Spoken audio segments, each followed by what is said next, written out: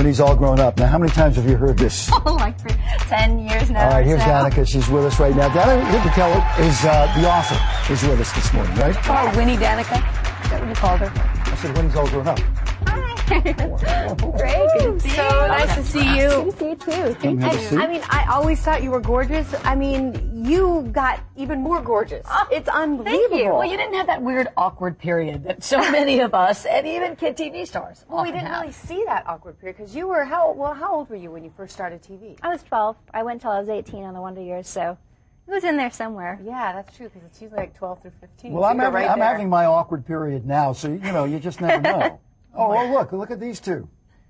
God, look at you. Do you remember that time? Was it a good time for you? Yes. Oh, it was a great time. It was my childhood. Documented on television. Now, were you a diva, or were you a nice girl?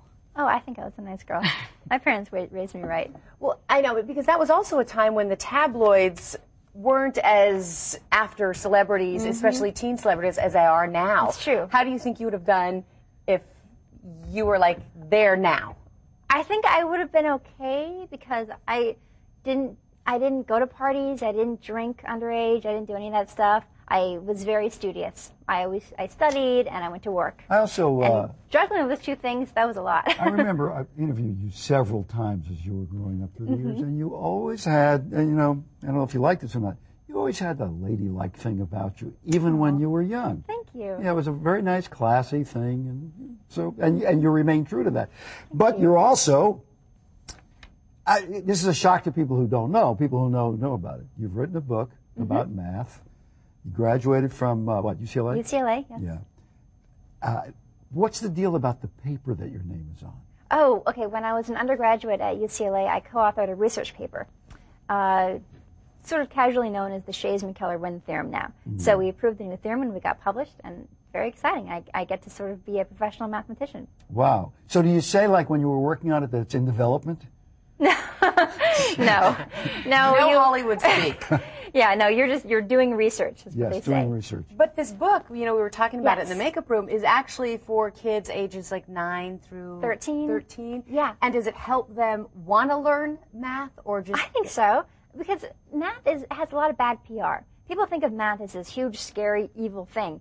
And I teach math in the context of, like, teen magazine stuff. It's, do you still have a crush on him? And personality quizzes. Are you a mathophobe? So I structured it, like a teen magazine, which is what I wanted to be reading at that age. And To make it fun. Yeah, And exactly. people also think of math as a boys' thing. Right, And yes. that's another myth you want to dispel. Absolutely. There's no reason why it should be a boys' thing or a girls' thing. It's just that most of the examples of textbooks, too, they center around boy-like things. It's sports and this and baseball averages.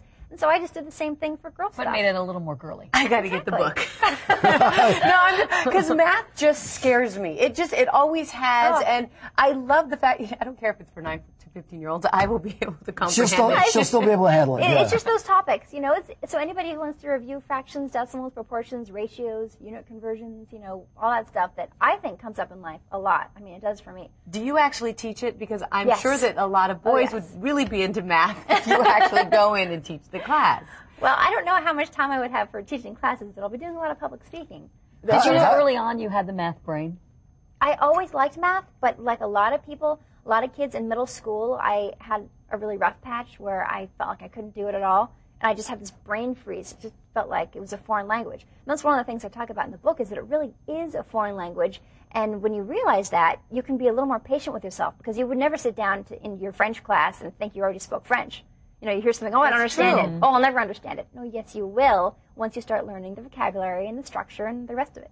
What about acting? I mean, are you still doing Yes, acting? yes.